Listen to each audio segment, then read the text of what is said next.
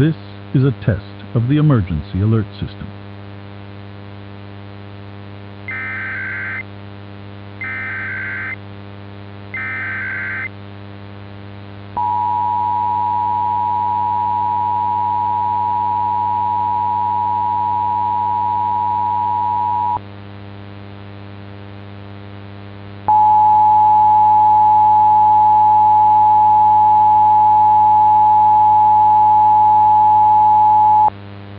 This is a required monthly test of the North Dakota Emergency Alert System. Equipment that can quickly warn you during emergencies is being tested. If this has been an actual emergency, such as a nuclear power plant incident, tornado warning, or any emergency that affects your safety, official messages would have followed the alert tone.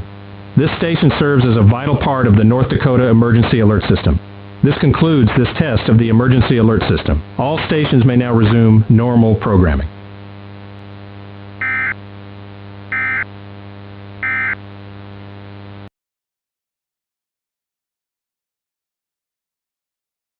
Oh, for God's sake!